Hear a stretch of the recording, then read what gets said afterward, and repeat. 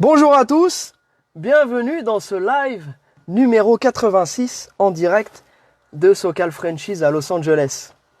Aujourd'hui, Alex, c'est une journée assez particulière puisque c'est l'anniversaire de quelqu'un qui nous est cher, quelqu'un grâce à qui nous sommes ici aujourd'hui en partie, n'est-ce pas?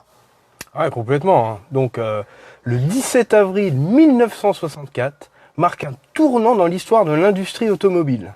Ce jour-là, Ford, second constructeur mondial, présente à la Foire mondiale de New York sa Mustang. Ford a en quelque sorte réinventé l'automobile pour les jeunes Américains issus du baby-boom et blasés des grosses voitures lourdes et massives. Lee LaRocca, alors directeur général de Ford, avait depuis longtemps la vision d'une petite voiture sportive qui envahirait les rues comme la coccinelle de Volkswagen en Europe. Au lieu de faire une énième version d'une voiture déjà existante, Ford met sur roue le concept de pony car.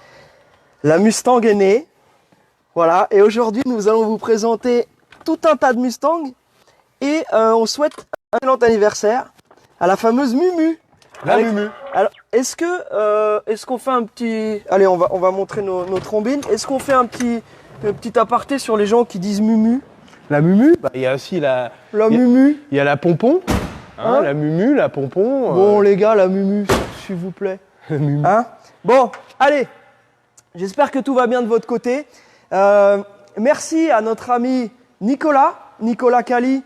Vous pouvez suivre sur sa page la Mustang Bleue, sur son profil Instagram, la Mustang Bleue. Donc c'est un de nos clients qui a une très belle 68 Presidential Blue.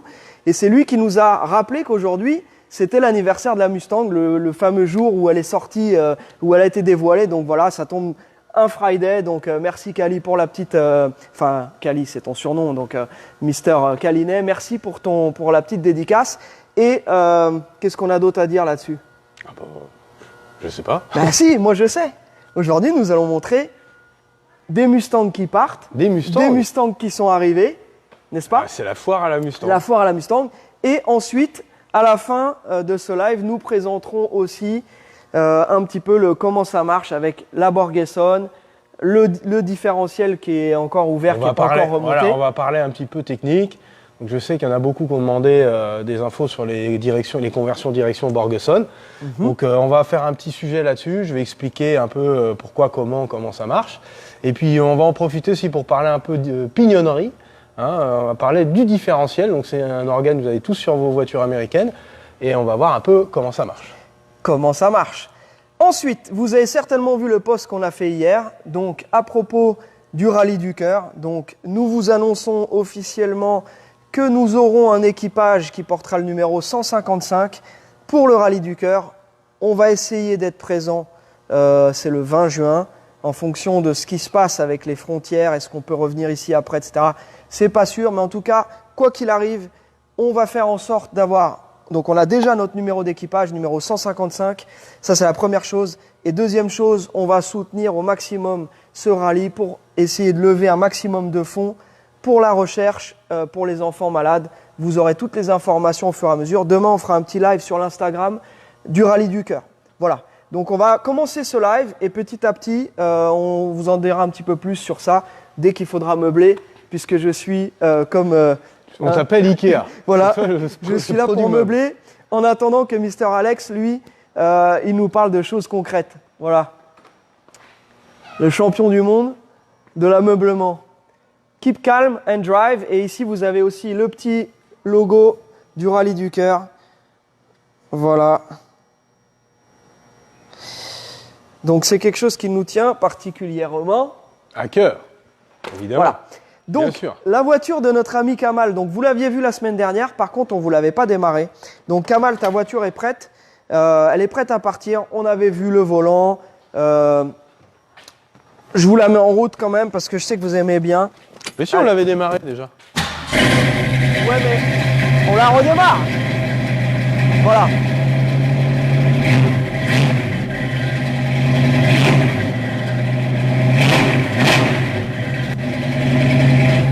Je sais que Kamal, ça lui tenait à cœur d'avoir une voiture qu'on entende. Ah bah là, Hein? on l'entend. Donc on va bien la voir, on va bien l'entendre. Pour ceux qui nous rejoignent et qui ne connaissent pas encore et qui n'ont pas encore suivi les précédents lives dans lesquels on parle de cette voiture, donc voilà, on ne va pas refaire un descriptif complet, mais Jenny peut montrer un petit peu voilà, la méca, de la petite méca de cette très belle 67. Voilà. Ça vous fait plaisir? Et ben nous aussi, ça nous fait plaisir. Si vous avez des petites remarques, Jenny, au cours du live, s'il y a des choses sur lesquelles on doit rebondir, n'hésite pas à nous le dire. Voilà, donc cette très belle caisse avec ces jantes Magnum 500 en alu. Donc vous allez pouvoir voir la différence aujourd'hui entre les Magnum 500 alu et les Magnum 500 tôle avec la version chromée qu'on a sur la voiture de Steph. Donc voilà, c'est la deuxième voiture qui est prête. Donc là, cette semaine, donc vous avez certainement vu la photo, on a été la chercher à l'alignement. Donc voilà la voiture de Steph. Alex a beaucoup bossé notamment sur l'intérieur. Oui, parce que c'est une voiture qui était toute dans son jus. Ouais. Donc la moquette complète de la voiture était d'époque. Donc bourrée, décolorée, bourrée de cochonneries, décrépie, on va dire. Donc je me suis amusé à refaire la moquette. Donc là, c'est pas sur une fastback, c'est pas comme sur un coupé. Un coupé, il y a juste la bête moquette de l'habitacle et puis terminé. Ok. Là, sur la fastback, tu as tout le système de coffre arrière à retapisser. Donc, ce qui est assez amusant, c'est que quand tu regardes comme ça, tu dis bah oui, mais c'est juste des carrés de moquette collés et puis c'est tout. Ouais. Non, la moquette, elle est en dessous les joncs chromés. Donc, il faut absolument tout mettre en miettes pour faire le boulot correctement. Et chose que j'ai faite, donc j'ai tout dézingué, j'ai collé la moquette. Ça a pris vraiment du temps et j'en ai profité pour mettre un petit coup de nettoyage à la paille de fer au 000 avec du Glacex. Donc ça, c'est le petit conseil pas cher de la journée. Ouais. Si vous voulez nettoyer vos chromes de façon rapide, efficace et sans bavure, on prend de la paille de fer pas cher. 000 et du Glacex, on mouille et ça décrasse en profondeur et ça fait briller. C'est nickel pour le chrome. Donc voilà, donc la banquette, on la déplie comme ça, voilà. Tac, et là on a accès aux places. Donc bien évidemment on a remis les petites ceintures et tout qui allait bien. J'ai réparé toutes les petites lumières, donc on a changé les panneaux, parce qu'ils avaient mis des gros haut-parleurs tuning affreux sur les côtés, ce qui était vraiment abominable. Ok. Donc on a remis des panneaux de reproduction sur les côtés pour se débarrasser de ces haut-parleurs. Les petites lumières aussi, on a remplacé, ça fonctionne. La petite lumière de console, elle fonctionne. Les deux petites lumières sur le tableau de bord, pareil, réparées, ça fonctionne. On a installé un autoradio Bluetooth avec kit main libre, donc look vintage. Super. De chez Retrosound. Donc c'est le modèle Hermosa, donc c'est le modèle avec Bluetooth intégré et prise USB, prise auxiliaire. C'est très sympa, un amplificateur intégré qui a la patate. Et là avec les petits kick panels, ça fait du son, c'est nickel. Donc ça. C'est du Infinity en plus. Là, ouais, c'est ce qu'il y avait déjà dedans. Donc j'ai laissé ça. Kick panel avec voilà. les enceintes Infinity. Ok. Et puis après on a changé évidemment les seuils de porte parce que avec une belle moquette je mets toujours un petit jeu de seuil de porte, hein, c'est pas cher et puis ça paye. Bien sûr. Et tout bien vérifié que radiateur de chauffage la semaine dernière, hein, c'était sympa. Le volant Shelby, bon ça tu l'avais montré. Non mais la semaine dernière il n'était pas monté justement. Ah il n'était pas monté. Donc là Jenny tu peux montrer le volant monté. Donc je sais que notre ami Steph avait un doute parce qu'il se disait est-ce que ça va être bien de mettre un volant avec le logo Shelby alors que c'est pas une Shelby. Moi je trouve que ça lui va super bien. Non, puis il est de super bonne qualité, il est vraiment agréable au toucher. C'est joli comme tout. Hein. Il est pas trop grand, il est pile poil la bonne taille. Non, vraiment très belle pièce, tout moyeux et bague, etc. en alu usiné. Donc c'est une très belle pièce. Donc voilà. Ça, et puis tiens, on va montrer un petit truc là. Steph ne le sait pas, mais Steph, une petite surprise pour toi alors. Voilà, donc si tu veux aller filmer les feux arrière, s'il te plaît, ça c'est la petite option, la dernière petite option. Donc hop, Donc là, Alors les feux stop sont séquentiels. et puis on a les Effectivement. clignotants aussi séquentiels. Clignotant séquentiel à LED. Voilà. Ah, c'est vrai que c'est cool. Bah, tu peux nous la mettre en route aussi, parce que celle-là, elle fait plaisir aussi.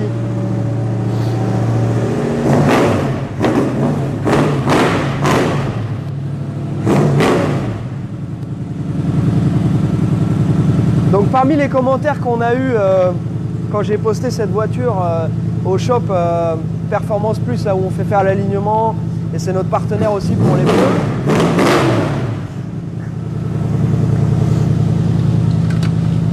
Priorité à mamie, voilà. Et donc j'ai des gens qui nous ont demandé pourquoi est-ce qu'on ne faisait pas l'alignement ici. Et donc j'ai expliqué, j'ai répondu, c'est que en fait nous ne sommes pas équipés pour ça. Et comme on n'en fait pas assez souvent, bah on ne pourrait pas amortir vraiment l'équipement. Ça coûte très cher. C'est un équipement qui coûte Qui cher. coûte une fortune. Et donc c'est vraiment les gens qui sont Et spécialisés. qui font ça toute la journée. Qui font ça toute la journée. Mm. D'autre part, ça nous permet aussi à nous de faire un petit test drive sur le retour, puisqu'on a à peu près 20 minutes de route et on a une partie en ville et une partie sur l'autoroute. Donc ça nous permet vraiment de vérifier que tout est OK une dernière fois, puisque l'alignement, c'est un des derniers trucs qu'on fait quand la voiture est prête. Et donc c'est un vrai bonheur de ramener cette voiture par la route. On a des thumbs up, parce que mine de rien, on a beau être aux États-Unis, en Californie, on n'en voit pas tous les jours sur la route des comme ça. Donc les gens, ça leur fait plaisir, toujours un petit pouce. Et puis voilà, c'était vraiment un plaisir, il faisait magnifique. Vous pourrez regarder les photos qu'on a mis sur notre page. Voilà, très très belle caisse, donc merci Steph. Ta voiture est prête, est-ce qu'il nous reste un dernier truc? Non. Dernier, voilà, voilà, la voiture est prête. Voilà. Bon, est-ce qu'on a des petites réactions, des petites questions, Jenny? C'est quoi comme ligne sur le fastback? C'est des cherry bombes. Cherry bombs, comme un lowrider. C'est ça. Et ça sonne pas comme des cherry bombs. C'est ça qui est drôle. Ça va être il y a plusieurs types, il y a plusieurs marques. Donc, Ouais. donc c'est En un gros, type. tu peux dire expliquer un peu, décrire ce que c'est les cherry bombs? Cherry bomb, c'est juste en fait, c'est quasiment un échappement libre. C'est un tube perforé qui est du diamètre de la ligne. Ouais. Et autour de ce tube perforé, on a une petite cartouche qui est à peine plus Un peu grosse que comme le tube. des cartouches de moto. Comme une cartouche de moto, exactement. Et c'est juste ça, c'est glass pack muffler, ils appellent ça. Parce que autour de ce tube perforé, tu as de la laine de verre pour amortir un petit peu et ça a une sonorité particulière. Chose que tu n'as pas sur un muffler de type Flowmaster ou autre. Parce que là, ce sont des écrans en fait, que tu as dedans et qui viennent casser le faisceau de gaz pour casser le bruit. Là, c'est juste amorti comme une mobilette, comme une cartouche de mobilette ou une cartouche de moto. C'est ça que j'aurais dû mettre sur ma caisse de drift. Exactement. Pour qu'elle soit moins bruyante. Mais je crois que quelqu'un te l'avait préconisé. Oui, Hein? oui. Bon, quelqu'un me l'avait préconisé. Quelle est la marque du volant sur le... C'est Scott Drake qui vend ça, donc volant Scott Drake, et on l'appelle le Corso Feroce. En italien, s'il Voilà. vous plaît. Donc, De toute façon, dès que ça devient un petit peu... raffiné, oh, c'est italien. C'est italien. Hein. Voilà. Voilà, et d'ailleurs, soutien à tous nos amis italiens, parce qu'eux aussi traversent sont une dans la crise galère, qui est pas facile. Voilà, donc on n'en parle pas à chaque fois, parce que bien entendu, tout le monde vous rabat les oreilles avec ça. Voilà, nous, de notre côté, beaucoup de gens s'inquiètent aussi pour nous. Il y a quand même une grosse différence entre ce qui se passe à New York, New Jersey, et ce qu'on a ici en Californie, ou bien, enfin, c'est quand même vraiment moindre. On fait super gaffe, je veux dire, comme on l'a déjà dit dans d'autres lives, rassurez-vous, de notre côté, on fait tous les gestes barrières, on fréquente quasiment personne, on vient au shop, on se fait livrer nos pièces, et puis quand on doit aller à l'extérieur, on a nos masques. Nos masques. gants, Les masques etc. obligatoires. Les masques sont Ça y obligatoires. est, une loi, un amendement machin qui est passé depuis cette semaine, le masque obligatoire en public. Donc si tu n'as pas de masque, $1000. Oui, parce qu'ici, c'est des vraies amendes. C'est comme, par exemple, quand tu jettes un mégot par la fenêtre, si le flic te voit, c'est $1000. Ce que je trouve bien. Ouais. Parce que, Là, au moins, tu flippes. voilà, $1000, tu dis, je vais y penser à 2 fois avant de jeter mon papier de McDo par la fenêtre. Voilà. Alors, on va continuer avec les petites Mustangs. Donc, dans les arrivées de la semaine, Les mumus. les Mumus. Donc, Les Mumus. arrivée de la semaine. Alors, voilà, ce joli coupé 66. Donc, Jacques Chirac Blue, non, pas celle-là. Ouais, c'est un peu, ça ressemble à la présidentielle. Voilà. Donc ça, cette voiture-là, c'est pas sa couleur d'origine, mais c'est une très belle teinte, ouais, qui lui va à ravir. Et donc cette voiture-là, c'est une voiture qu'on a sélectionnée parce que la semaine dernière, comme vous avez pu voir dans nos posts, on a eu la chance de voir une première croûte qui était déjà pas mal. Ouais. Et puis après, on a enchaîné avec la croûte, la 68 bleue électrique. Non, alors là, celle-ci, c'était magnifique. Un break. Je précise qu'on ne l'a pas acheté parce que comme j'avais écrit no comment, il y a quand même des gens qui étaient un peu inquiets et qui se sont dit ah bon, mais celle-ci, vous la proposez? Non, nous ne la proposons pas. D'ailleurs, ce qui est assez marrant, c'est que sur le chemin du retour, le gars m'a rappelé 15 minutes après et il m'a dit ouais, j'ai quelqu'un d'autre qui vient la voir, tu penses qu'il faut que je la baisse à combien? Alors il en voulait 18 000 $ de cette voiture, vous pourrez la voir pour ceux qui n'ont pas vu, c'est le post qu'on a mis il y a peut-être 2 jours là. Le gars en voulait 18 000 $, je pense qu'elle est encore en annonce si vous voulez la voir. 18 000 $, il me dit mais combien est-ce que tu penses qu'il faut que je la baisse? Je lui dis écoute, nous on est mal placés parce que nous, même si tu nous la donnes, bah, on va juste récupérer le moteur, les sièges, 2-3 trucs dedans. Mais voilà, c'est des voitures, honnêtement, même à 10 000, il ne faut pas l'acheter. Il y a d'autres bases plus intéressantes qu'une voiture complètement accidentée, charcutée, avec les longerons morts, etc. Là, ça allait vraiment trop loin. De chez Tarté. Voilà, même un bon carrossier, je lui conseillerais de partir sur une autre base. Voilà. Hein, c'était une petite parenthèse. Donc voilà, donc cette petite caisse-là, par contre, elle est black plate. Elle a tous ses planchers d'origine, Californie, pas d'accident, pas de rouille. Pour l'instant, donc on n'a pas encore eu le temps de la mettre sur le pont avec Alex pour vraiment regarder tout ce qu'on va faire dessus. On sait déjà que pour l'instant, on a des tambours avec non-assistance à freinage en danger. Donc forcément, ça, on va le faire. On a, pour vous montrer un petit peu la différence entre un moteur quand on le reçoit. Voilà à peu près ce que ça donne. Donc voilà, donc ça c'est une voiture. On voit ici hein, les joues d'aile, c'est propre. Les tourelles d'amortisseurs sont en bon état. On voit que bien entendu c'est un peu crade, c'est un peu poupouille. Il y a un beau radiateur en alu, il y a quelques pièces sympas. Et après, tout de suite après, Jenny, ce que je te suggère, c'est d'aller filmer la baie moteur de la voiture de Jean-François, qui est la voiture rouge qui est derrière toi. Qui est en cours de travaux. Pour que vous voyez la différence entre une baie moteur crade telle qu'on les reçoit, et ce qu'on voit à peu près la plupart du temps, et le type de travail qu'on fait. Donc là, il y a un chiffon parce qu'Alex est en train de bosser dessus, mais voilà, vous pouvez voir le niveau de finition, donc il n'y a pas photo entre les deux. Voilà les amis. Comme ça, au moins, bah, ça vous permet de voir un peu les voitures telles qu'on les reçoit. Et ensuite, en fonction du budget du client, on peut soit juste la fiabiliser, faire en sorte que tout est OK, vérifier que tout est OK, soit pousser le bouchon un petit peu plus loin comme Maurice et faire voilà, des belles finitions comme ça. Et tout a un prix. Et c'est pour ça que bien souvent, quand les gens nous demandent combien ça coûte une Mustang comme ça, bah, c'est difficile de répondre parce que voilà, il y a une base comme ça et ensuite bah, tout le travail qu'on va y amener en fonction de vos exigences. Voilà. Donc ça, c'était cette petite Mustang. Donc tiens, Jenny, si tu veux montrer l'intérieur, on voit aussi là, il y a 2-3 trucs qui nous plaisent pas parce que c'est pas vraiment dans nos goûts. Donc on voit ce shifter qui irait mieux sur une voiture qui a des chevaux et qui a une vocation un peu drag, un peu comme à l'époque avec le shifter B&M. Le volant aussi, bon, c'est un peu passé de mode aussi. Donc le petit GT Grant, bon, voilà. Ça, c'est des choses, il y a 80% de chances que le prochain propriétaire nous demande de mettre un shifter classique. 90% de chance. 90% de chance, voilà. Et pareil, vous voyez cette moquette qui est décolorée. Donc ça, c'est pareil, c'est quelque chose qu'on va faire. La sellerie est très belle.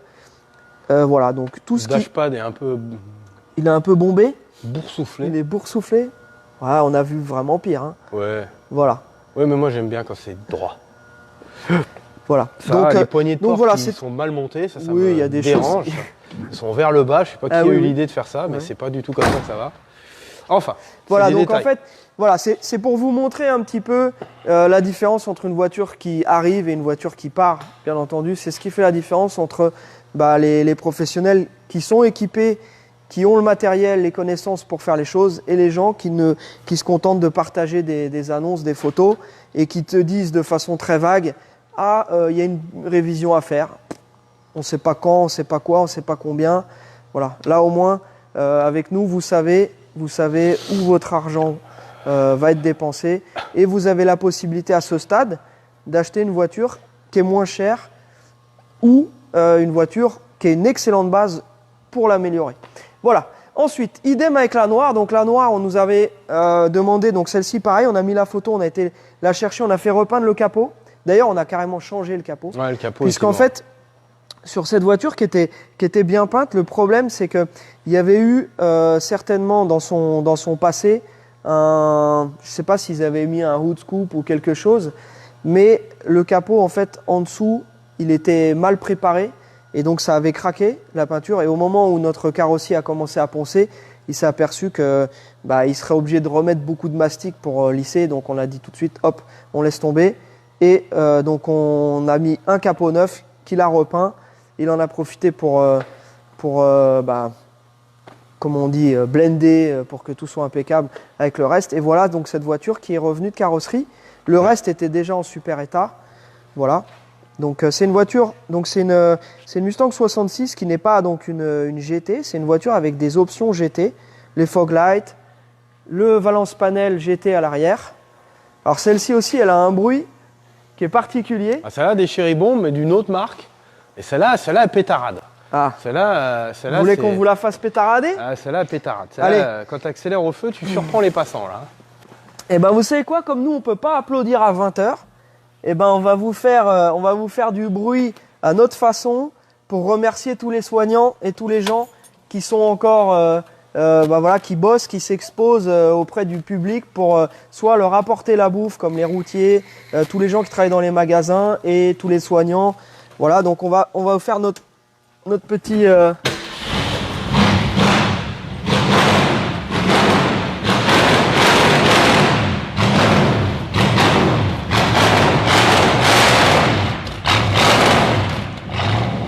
Voilà, donc là, celle-ci, elle est discrète au ralenti. Là, si je suis à peu près à 2000 tours, ça commence à chanter. Et si on accélère un peu, hop, voilà. J'espère que ça va à vos oreilles. Voilà cette caisse, donc pareil, belle petite caisse. Alors celle-ci, on a déjà fait le boulot, tout ce qui est suspension, freinage, révision et tout. Cette voiture-là était déjà prête à la vente. Alright. Ensuite, nous avons, certains, ça n'a pas dû leur échapper, après toutes ces Mustangs, derrière, nous avons un petit GMC Vendura 2500, donc avec son moteur V8, boîte auto. Donc ça, lui-ci, c'est un 85. Donc voilà. Les vannes, c'est des véhicules qu'on cherche en permanence parce qu'il y a de la demande sur ces véhicules-là. On en trouve très peu, en général tous les 2-3 mois. On arrive à en choper un qui correspond à ce que nous on aime bien, c'est-à-dire pas de rouille, d'origine et surtout un bel intérieur parce que bien souvent les intérieurs sont ravagés. Et donc voilà, celui-ci, il a un bel intérieur. On doit récupérer le 3e siège, donc on va vous montrer un peu l'intérieur. Pareil, c'est un véhicule qu'on vient de récupérer, qu'on n'a pas encore détaillé du point de vue méca. On sait qu'il roule très bien parce qu'on l'a ramené par la route. Les pneus sont morts, il y a plein de petits trucs à faire. Mais la base est là, pas une bulle de rouille non plus. Et voilà. Et celui-ci, il a la petite réhausse pour avoir un peu plus de place à l'intérieur. Et donc, Jenny, si tu veux, tu peux montrer. Alors, pareil, c'est pas nettoyé. La moquette est crade. Par contre, la sellerie est en bon état avec les Captain Chair qui sont là, comme vous pouvez voir. Et c'est... Tu veux grimper? Voilà. Et donc, elle a sa banquette à l'arrière. Donc ça, c'est super pour les petits cars chauds parce que, tu vois, quand on emmène ses enfants dans un car chaud, bien souvent, ce qui se passe, c'est que la première heure, ils regardent un peu les voitures, etc. Au bout de la 2e heure, ils commencent à trépigner un peu. Donc là, c'est le moment où là, on leur sort la tablette ou le téléphone. Hein. Allez, regarde une petite vidéo. Et là, l'avantage, c'est que si on a un enfant qui est un petit peu plus jeune, eh ben, on peut l'allonger ici, n'est-ce pas? Voilà. Moi, j'ai toujours eu un fait pour ces petits trucs-là. Et pour l'anecdote, Alex, toi tu connais parce que tu l'as vu à l'époque quand j'étais en France. J'avais racheté l'ancien van de Dorothée. Dorothée, si tu nous écoutes, ton ancien van de tournée qui était un Starcraft Chevy blanc, eh bien pendant un moment il m'a appartenu et voilà, c'était un super van. Et hein, tu te souviens? Mais est-ce que tu as eu un autographe de Bernard Minet? Non, malheureusement non. Non, ni Bernard, ni personne. Voilà. Framboisier. Voilà. C'était tous bien foutus de ma gueule avec le van de Dorothée, mais moi je l'aimais bien mon van. C'est vachement pratique. Voilà. Donc ça c'est pareil. Donc c'est du matos, du solide, Chevy. Enfin là en l'occurrence c'est. On n'a pas bien vu le ciel de toit parce que. Ah le ciel de toit, tu veux le voir? Problème de ciel de toit. Pas du tout. Ah il y a un problème de ciel de toit? Non. Ah. Non, regarde, par contre, ce qui est bien, c'est que celui-ci, comme il est un petit peu, il a un top un peu, voilà. Non, c'est pas un toit au vent, mais regarde. Voilà. Non, non, il est en bon état. Là, la sellerie, c'est pour ça qu'on l'a pris, parce que c'est difficile d'en trouver un avec peu de miles. Celui-ci n'a que 30 000 miles d'origine. Donc, voilà, il est un peu crade dans son jus. Hein, on l'a même pas nettoyé, on vous le présente. Parce qu'il vient d'arriver, mais vous voyez les joints, tout ça, il y a plein de trucs à faire, mais voilà. Vous ne pouvez pas vous le cacher, celui-là il prend tellement de place que ça aurait été difficile de vous le cacher. Voilà, donc ça on va regarder tranquillement ce qu'il y a à faire dessus et puis on vous tiendra au jus. S'il y a des gens qui sont intéressés par les 3 véhicules qui sont là, sont les véhicules qu'on a en stock. Je voudrais féliciter Jean-Louis pour l'achat de ce truck noir que vous avez vu plusieurs fois la semaine dernière et puis voilà, donc celui sur lequel Alex a beaucoup bossé, donc bravo Jean-Louis. On va finir de te le préparer et puis il va pouvoir partir assez rapidement parce que le 99% du travail était déjà fait, donc voilà, félicitations. Ici on a la voiture de Stéphane, la Corvette C3 de Stéphane, donc là celle-ci c'est pareil, on avait quelques pièces en commande, donc dès qu'on a reçu les pièces et qu'on a de la place, on va attaquer pour faire la révision de la C3, mais il y a déjà une bonne partie du boulot qui a été faite. Voilà, Mister Alex. Ensuite, on a les voitures de TF1 qui sont là-bas, donc on voudrait féliciter Michel Hervé, qui a eu la chance de remporter la Challenger la semaine dernière, donc qui nous suit maintenant sur Facebook. Alors rassurez-vous, tous ceux qui n'ont pas gagné, c'est quelqu'un qui est passionné, qui est super content de recevoir sa voiture, qui est déjà qui nous a déjà posé pas mal de questions. Enfin, c'est vraiment un passionné qui l'a reçu. Donc Michel Hervé, je crois que Michel Hervé, il est président d'un club de basket. Donc Michel Hervé, si tu nous regardes, MH, si tu nous regardes, eh ben bravo encore, félicitations à toi pour la Challenger. Et bien sûr Franck qui a gagné le Bronco la semaine d'avant. Voilà, donc vous pouvez regarder à nouveau, ceux qui ne l'ont pas vu, notre épisode Socal Frenchies sur les backstage de ce tournage avec JP. Les coulisses. Voilà, les coulisses, le behind the scene de ce tournage chez Mecum en Arizona. Voilà, et puis grosse dédicace à toute l'équipe d'Automoto. Merci pour votre confiance. Les véhicules sont prêts à partir. Tout est fini dessus. Voilà. Ensuite, Mister Alex, je pense que là, ça va être à toi de jouer, puisqu'on va commencer peut-être par la direction ou par on va déjà faire un point atelier. Je vais faire un petit point atelier. Quand même, hein, parce que je vais enfiler les 2 casquettes. Point atelier et puis comment ça marche. Donc j'ai bien avancé, j'ai quasi fini sur cette petite Mustang. De Jean-François. Voilà, on a fini les derniers petits détails. Bon, c'est une voiture qui ne nécessitait pas grand-chose, heureusement. Donc ça a été assez rapide. Un cap de compteur qui avait fondu un petit peu sur le collecteur d'échappement, donc ça me plaisait pas, donc j'ai changé, et qui était neuf, hein, mais bon. Voilà, des bricoles, il manquait les petites moulures sur les sièges, il y avait les serrures à remettre en état, et bon, plein de petits trucs. J'ai installé un choke, parce qu'il n'y avait pas de choke. Donc, alors qu'est-ce que le choke? Le choke, c'est le starter. Donc on a fait la blague la semaine dernière, je crois. Parce qu'ici, on ne dit pas un starter. Starter, c'est le démarreur. En France, on dit un starter. Et ici, on dit un choke. Donc, et ceux qui connaissent l'œuvre de notre ami belge François Damiens. Oui, dans le film Dickeneck. Voilà, il dit à sa mère, je t'ai déjà dit de mettre le choke. Voilà.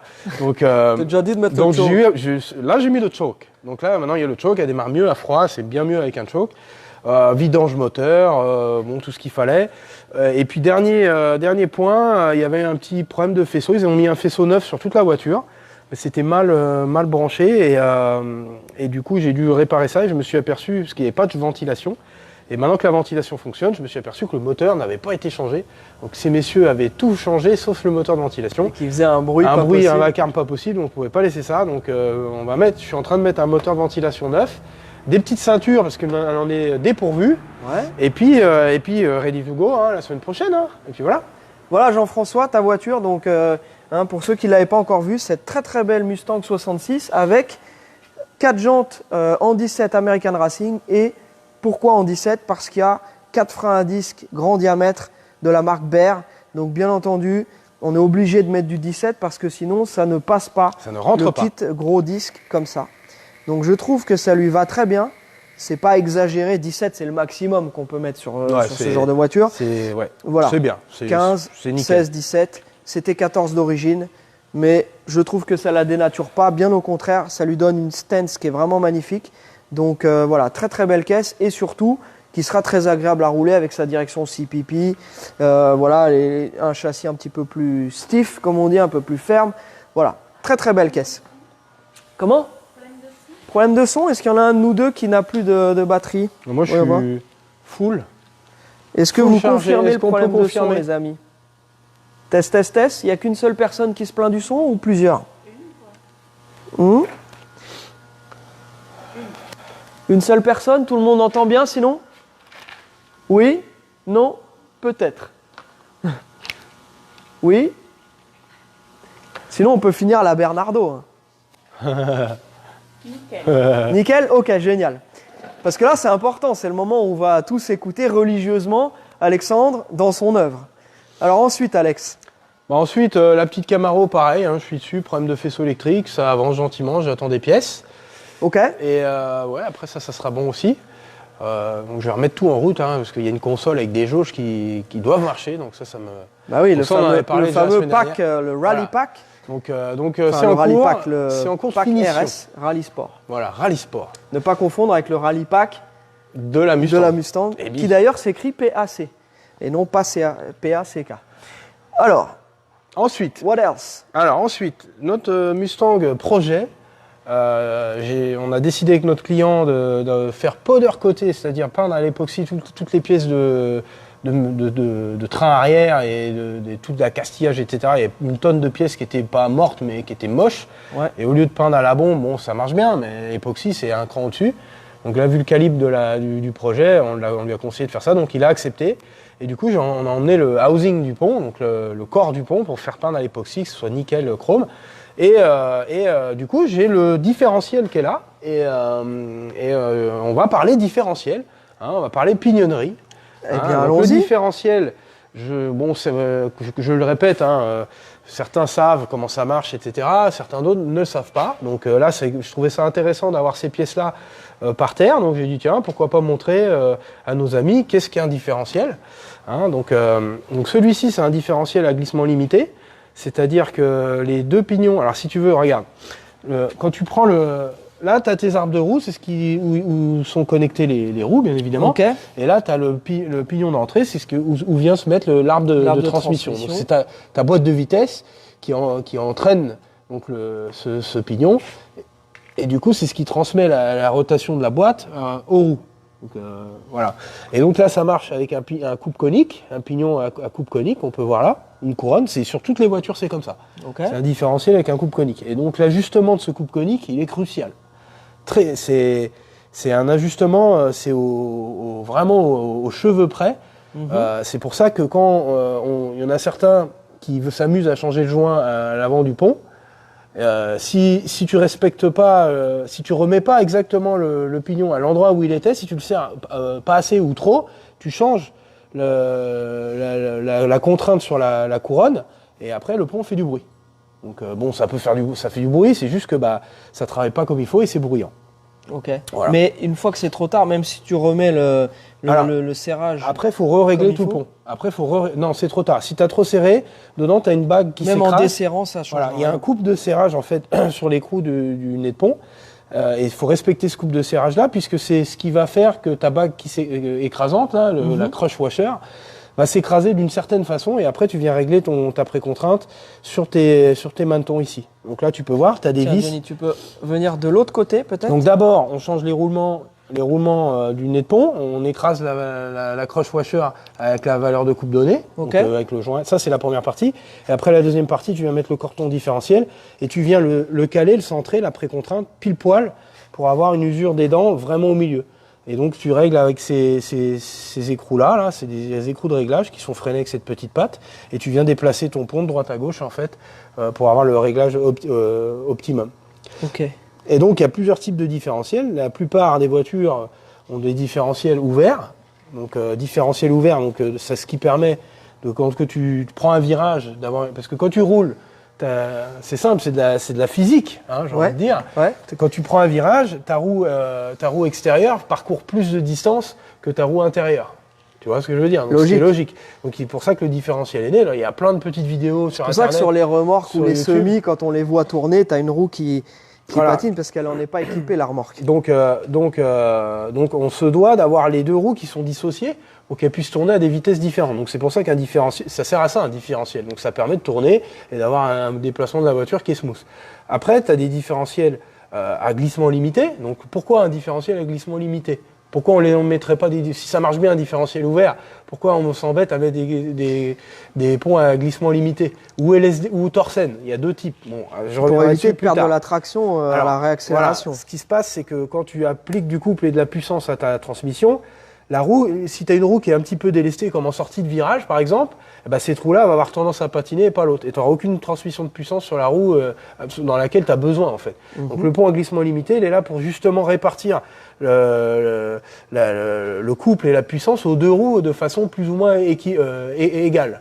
Donc tu as toujours ce phénomène de glissement, mais il est limité. C'est-à-dire si tu mets du gaz, bah, ta roue qui accroche, bah, elle va envoyer, elle va agripper et tu vas repartir. Donc c'est pour ça Et qu'une c'est là voiture qu'il y a de sport, plusieurs pourcentages. Voilà, On dit après- Et après, tu as le pont soudé. Tu vois, c'est comme toi, là, parce que ta voiture, et eux, dans le drift, ont besoin de souder le pont parce qu'ils ont pas besoin, eux, d'avoir cette souplesse de virage puisqu'ils sont tout le temps en travers. Et eux, ils ont besoin d'avoir les deux roues qui patinent en même temps, vraiment en même temps. Sachant que ça, c'est la version cheap, bien Voilà. entendu, de souder le pont d'origine. Et donc, les grosses écuries ou les gens qui ont des voitures avec des plus gros budgets, eux, ils ont des ponts autobloquants, mais avec une valeur d'autobloquant beaucoup plus grosse en pourcentage que sur les voitures de série. Par exemple, on prend une M3 d'origine, je crois que c'est dans les 25%, si je dis pas de bêtises, d'autobloquant. Et là, nous, donc dans le drift, on va monter à 60 jusqu'à peut-être 80% d'autobloquant, ce qui donne quand même une progressivité un petit peu supérieure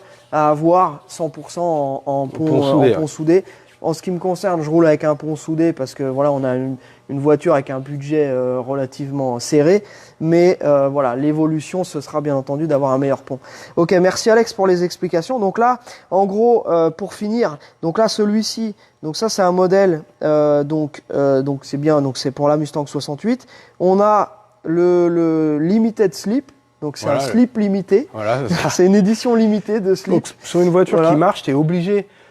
Beaucoup parlent, oui, il faut mettre de la puissance, Oui, c'est bien, mais si tu n'as pas un pont à glissement limité, ça sert à rien parce que tu passeras pas la puissance. Tu n'auras toujours qu'une roue qui patinera et ta voiture va mal se comporter puisque tu seras toujours entraîné que par une seule roue, voire, bon, tu as quand même les deux roues quand la voiture est bien à plat, etc. Tu as les deux roues qui C'est le entraînent. fameux mono-burn. Voilà, le mono-burn, c'est pour ça que quand on met des chevaux, il faut absolument un pont à glissement limité. Donc ça, c'est l'obligation. Voilà, ça va avec. Tu mets des chevaux, il faut un pont à glissement limité. Très bien. Ça change tout. Hein. La voiture, elle change de visage. Notre ami Manou, par exemple, pour ceux qui suivent la fameuse Chevelle 74, je crois, ou 73, il nous a fait installer donc un moteur un peu plus puissant que celui d'origine, même beaucoup plus puissant que celui d'origine. Ouais. Et le fait d'avoir mis un pont à glissement limité, ça a transformé la voiture. Parce qu'avant, elle accélérait, on sentait qu'elle basculait. chercher un peu sa route, et le fait d'avoir mis le pont à glissement limité, là tu pars, la voiture elle part tout droit, et puis c'est fun, tu as les deux roues qui patinent un peu, tu la maîtrises mieux ta voiture, c'est vraiment plus fun à conduire. Moi je recommande le pont à glissement limité. Voilà, donc ça c'était pour le projet Bullitt. Voilà, c'était rigolo. Sachant qu'il a un moteur qui a des chevaux en plus de ça, et une boîte 5 vitesses Tremec. Donc ça c'est pareil, vous êtes nombreux à nous avoir demandé comment ça marche sur le swap de boîte en boîte plus moderne en 5 vitesses. On vous fera une explication dès qu'on sera à ce stade-là. En attendant, on va enchaîner sur la direction Borgesson. Donc l'intérêt de la direction par rapport à la direction d'origine. Et deux, on en a déjà parlé. En gros, comment ça fonctionne. Mais je vais revenir dessus. Donc la direction d'origine sur la Mustang, alors, il y a deux modèles, deux séries. Nos amis de chez Ford avaient proposé deux types de direction. Donc la direction manuelle, donc sans assistance, et une direction assistée.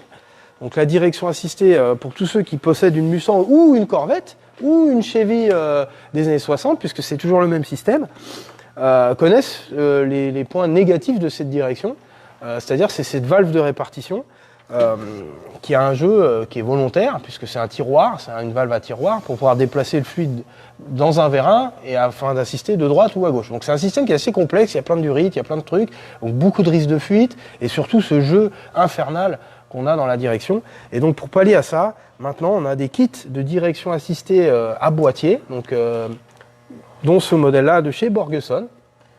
Et donc celui-là, c'est un quick ratio, c'est-à-dire que on a beaucoup moins de tours de volant, de butée à butée, de tours de volant de butée à butée. Donc ce qui fait que ça fait une direction vraiment plus directe, un peu comme une voiture moderne. Et on n'a plus ce jeu infernal qu'on avait à cause de cette valve. Donc on a installé ça sur cette Mustang. Donc cette Mustang était dépourvue de direction assistée à l'origine, n'avait pas de direction assistée, c'était une direction manuelle. Donc elle avait besoin quand même d'une direction assistée, c'est quand même plus agréable à conduire et on n'allait pas remettre un vérin, une valve et tout ce cinéma, directement un boîtier Borgesson. Donc sur la 68, 67 et 68, ça se fait plutôt bien parce que elle a une colonne de direction télescopique. C'est-à-dire quand ils avaient déjà commencé un peu à étudier les crashs, etc., ils s'étaient dit, quand tu as une direction d'une pièce et que tu tapes devant, qu'est-ce qui se passe ? Toute la direction remonte, puis tu prends le volant dans la cage thoracique. Donc pour ce modèle-là, ils avaient mis en place une colonne de direction télescopique. C'est-à-dire si tu prends un crash, la colonne collapse sur elle-même, c'est un coulisseau en fait.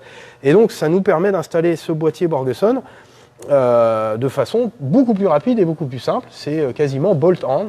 C'est-à-dire qu'il n'y a quasi aucune modif, voire aucune. Il y a juste à aller un peu chipoter les réglages de la colonne pour pouvoir ajuster. Et sur certaines, on doit couper un petit peu le tube ici. Bon, celle-là, on a encore une marge entre le flector et le bout du tube. On a à peu près un quart de inch. Donc, mais certaines, il y a besoin, ça dépend des modèles et ça dépend elles sont pas toutes faites de la même façon. Et là, vu que c'est quand même une tolérance qui est très serrée, sur certaines, on a besoin de modifier et de couper, de démonter la colonne et de couper légèrement cette bague pour pouvoir aller rentrer parce que ça fait partie de la colonne. On peut pas le démonter, donc on est obligé de le pousser à fond et après de venir mettre le boîtier, de le ressortir et de le visser. Donc sur celle-là, sur la nôtre, on n'a pas eu de souci, ça s'est mis plutôt bien. Et donc, vu que c'était une direction manuelle, toute la tringlerie de direction restera comme ça, puisque c'était une direction manuelle, on n'avait pas de valve, on n'avait pas tout ça. Si vous avez une direction assistée d'origine, là, il va falloir enlever cette valve, ça s'enlève. Sur les deuxième génération, la valve se démonte en fait du centerlink, je ne sais pas comment dire en français, la barre centrale. Ouais. Voilà. Donc sur les deuxième générations, on peut enlever la valve et mettre un embout adaptateur manuel. Donc c'est ça, quand on commande son kit Borgesson, par exemple pour une deuxième génération, si elle est équipée d'une direction assistée, il faut absolument acheter cette petite pièce pour pouvoir enlever cette valve. Si c'est une direction manuelle, rien à faire, c'est bolt-on. Le Pitman Arm, donc le bras de direction qui est sur le boîtier d'origine, se remet sur celui-là en lieu et place, tout est comme d'origine, boum boum. C'est assez rapide. Sur une deuxième gène, c'est assez facile. Donc ça, c'est la première partie. Après, la deuxième partie de la conversion, c'est la pompe. Donc, ils vendent le kit de deux façons. Donc là, nous, c'était une direction manuelle, donc on n'avait pas de pompe. Donc j'ai acheté une pompe Sagino. Donc c'est une pompe, c'est utilisée surtout chez Chevrolet. Dodge aussi l'utilise, le groupe Mopar. Donc c'est une pompe qui est livrée avec ses braquettes. Donc là, qui était conçue pour notre modèle Windsor, small block. Donc ça monte, c'est tout simple, hein, il y a 2 vis, des cales, boum boum, voilà, on a notre pompe, on met une courroie. On avait la chance d'avoir une poulie à double groove d'origine, donc je vais la réutiliser pour monter la courroie. Donc ça se fait assez simple, ça prend vraiment 5 minutes, quoi. Et après, quand le moteur sera retourné dedans, on aura juste à monter notre petit kit de durite, et puis voilà, conversion de direction assistée, terminée. Mais sur une première génération, c'est pas la même histoire. Et c'est ça, donc on a vu sur le groupe Mustang ancienne, donc là il y avait des gens qui posaient cette question, notamment sur les premières générations. Je sais qu'il faut couper, il y a quand même tout un tas de trucs. Donc là, je pense que c'est intéressant que tu nous donnes aussi ton retour sur les premières générations. Et aussi, j'ai vu qu'il y avait quelques questions qui étaient passées, notamment est-ce qu'il faut retirer le moteur pour faire ça? Non. Je ne pense pas que ce soit utile. Hein. Alors, il y a deux. Alors là, je vais déjà commencer par le début. Hein. Sur la première génération, la grosse différence, c'est qu'on n'a pas cette colonne télescopique. Et du coup, la colonne est en un seul morceau. Et on est obligé de l'enlever. On est obligé d'enlever la colonne de la voiture. C'est obligatoire. Mais avant de l'enlever, il faut prendre des cotes, il faut mesurer. Ils fournissent des cotes. Ils te disent de couper à tel endroit et tel. Moi, ce que je fais, c'est que je monte mon boîtier, j'enlève la direction, je monte le boîtier. Et après, je présente la colonne et je la coupe au fur et à mesure. Parce qu'une fois que c'est trop coupé, c'est trop tard. On ne peut pas revenir en arrière. Donc l'idée, c'est de couper vraiment juste ce qu'il faut. Et c'est vrai que c'est assez c'est serré. Quand on voit là, par exemple, sur celle-ci, on va imager, hein, parce que j'en ai pas là de première génération. J'ai celle qui est là-bas, mais ça va être là, c'est facile parce qu'il n'y en a pas. Alors c'est mieux quand il n'y a pas le moteur. Hein. Là, ça a pris vraiment pas longtemps. Hein.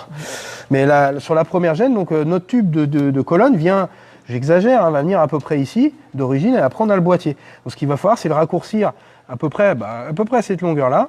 Et pareil, raccourcir l'arbre de la colonne de direction pour qu'il puisse venir se mettre dans le flector. Donc c'est juste une histoire de coupe. Et après ici, on vient rajouter un roulement qui fournissent, un petit roulement qu'on vient mettre pour que la colonne bouge, parce que le roulement était avant ici. Donc voilà. Donc ça, c'est la petite particularité sur les premières gènes qui est compliquée. Ah, on m'appelle. Je me mets en silencieux, voilà. S'il te plaît. Désolé, hein. Attendez. Il ne veut pas se mettre en silencieux. Hop. Donc on se débarrasse du téléphone. Donc on doit couper cette colonne, et c'est vrai que c'est assez compliqué quand on est un peu novice et débutant. Vaut mieux pas se lancer là-dedans. Parce que quand il faut bien la couper droit, que ce soit nickel. On doit faire une empreinte dans l'arbre de la colonne, donc pour pouvoir monter notre flector. Enfin, c'est quand même une opération, ça se fait. Ouais. Si on prend son temps et qu'on réfléchit et qu'on mesure 10 fois avant de couper, c'est facile, ça se fait. Et c'est surtout que quand il y a le moteur, il n'y a pas beaucoup de place, quoi. C'est vraiment serré. Donc il faudra enlever bien évidemment le mètre-cylindre de frein, faire de la place. Et si vous avez des collecteurs 4 en 1, pareil, voir si c'est compatible. Parce que certains collecteurs ont un design qui est quand même assez alambiqué. Et ce boîtier-là est bien évidemment un peu plus gros que celui d'origine. Hein, déjà, regardez sur votre voiture si votre boîtier direction d'origine il est très serré au collecteur. Il y a peu de chances que le boîtier assisté puisse passer. Si vous avez des collecteurs d'origine, c'est easy, c'est facile. Il n'y a même pas besoin de l'enlever. Par contre, si vous avez des collecteurs tubulaires, là, il faudra l'enlever pour pouvoir passer et jouer avec le boîtier. Très bien. Et après, je sais que toi, tu as une petite technique aussi pour éviter les problèmes. Ouais. C'est que justement, dans le montage, il y a une potentielle faiblesse ou un potentiel risque. Donc dessus, on a un cardan. C'est livré avec c'est pas un flector comme ça, c'est un espèce de petit cardan. Enfin, je m'en rappelle plus en fait. Je te dis ça, mais je sais plus si c'est un cardan. Je sais que sur le Bronco, là, j'ai fait le Bronco, c'est des cardans. Et les cardans, il y a des petites vis pointeaux en fait pour bloquer le cardan sur l'arbre de direction. Et ces vis pointeaux finissent par prendre du jeu à force de manœuvrer. Puis à la fin, on prend du jeu. Donc ce que je fais une empreinte dans le tube dans la tige de la colonne de direction pour que la vis pointeau vienne s'intégrer dedans, s'incruster dedans. Et là, ça peut plus bouger. Bon, là, j'avais de la place, donc j'ai soudé. Donc c'est encore mieux, mais il faut absolument faire cette petite empreinte dans la tige de la colonne de direction, donc la tige qui va du volant jusqu'en bas. Il faut absolument faire une empreinte à la perceuse pour que votre petite vis pointeau vienne se mettre dedans. Alors ça marche sans, mais par mesure de sécurité, par expérience, on a eu le coup, à force, ça finit par prendre du jeu et se desserrer. Ok, donc ça c'est vachement important. Je voudrais faire une petite dédicace à notre ami Jérémy. Parce que Jérémy, donc, comme on vous l'a dit, travaille en horaire décalé. Donc, et c'est lui qui avait démonté et qui avait préparé le pont. Il l'avait peint. Ah, il s'était pris la tête. Ouais. Effectivement, le pauvre. Le pont, il présentait quand même des aspérités, etc. C'est après qu'on a décidé de passer à l'époxy. Mais voilà, Jérémy, le reste du boulot, et tout le boulot que tu apportes sur cette caisse-là, il est très apprécié par notre ami Eric et par nous aussi, bien entendu. Il se trouve qu'on a passé à l'étape supérieure. Toutes les pièces sont parties en époxy. Ça va faire vraiment un rendu magnifique sur cette caisse-là. Voilà, donc Jérém, bon courage. Hein. On sait que c'est sûr que ce serait plus cool qu'on bosse tous ensemble comme on fait d'habitude. C'est encore un moment un peu difficile. Mais voilà, pour l'instant, ce sont les choses qu'on a mis en place. Et j'imagine que chez vous aussi, tous ceux qui nous regardent, vous êtes obligés, vous aussi, de jongler. Alors, tous les indépendants, je pense aux restaurateurs, tous les gens qui ont ce qu'on appelle des entreprises non essentielles. Et c'est bien souvent les petites entreprises comme la nôtre qui subissent le plus de problèmes vis-à-vis de ce qui se passe en ce moment. Donc, on pense à vous, on vous soutient. Et deux, essayons quand même de trouver des solutions pour pouvoir essayer de garder une activité et pas se retrouver vraiment dans une situation catastrophique, puisqu'effectivement, il y a la partie sanitaire, c'est une chose, mais il y a la partie économique. Et la partie économique, c'est quelque chose qui peut ensuite entraîner d'autres problèmes très très graves dès l'instant où ça dure trop. Donc, geste barrière à fond la caisse et le maximum, faut se poser, réfléchir, trouver des solutions. Et voilà, donc on vous soutient là-dessus. Et je voudrais, donc merci pour toutes les infos Meka. On va finir à nouveau sur le rallye du cœur. Donc notre ami Mali, Ismaël, qui est venu nous rencontrer ici, qui fait partie des organisateurs avec Geoffroy, avec Bruno. Je ne connais pas les prénoms de tout le monde, mais enfin en tout cas les gens qu'on a rencontrés au salon Rétromobile. Et les gens, et donc Mali et Bruno qui sont venus nous voir ici au shop, ils ont mis en place en fait un système donc il y a en gros 150 voitures qui sont inscrites. Et pour récolter des fonds, leur méthode en fait, c'est que les gens sponsorisent les voitures, les équipages. Comme ça permet en fait en fonction des voitures que vous aimez bien, les équipages que vous connaissez, les gens que vous voulez soutenir, vous faites des dons. Alors ça peut aller de 1 euro à ce que vous voulez, mais vous faites un don en fonction du numéro d'équipage. Donc par exemple, Socal Franchise, notre équipage, c'est le numéro 155. On est en train de travailler sur le modèle que ce sera notre éventuelle présence sur place, etc. Mais en tout cas, on a déjà un numéro qui nous est attribué. Et je sais aussi, parce que j'ai eu Mali au téléphone un peu plus tôt, que Jerry Blyenberg qui présente donc est notre ami depuis maintenant une quinzaine d'années, qui présente Wheeler Dealer France. Autodealer. Wheeler Dealer France sur RMC Découverte. On a aussi François Alain avec l'émission Vintage Mécanique qui va aussi avoir une voiture avec un équipage, etc. Donc en fait, vous allez pouvoir soutenir les différents équipages et bien entendu tout un tas de trucs. Donc on a présenté cette fameuse GT40 Continuation, donc qui est un hommage en fait à la fameuse GT40 de 1966 qui a gagné Le Mans. Vous avez vu les photos, c'est une voiture qui est absolument exceptionnelle, magnifique.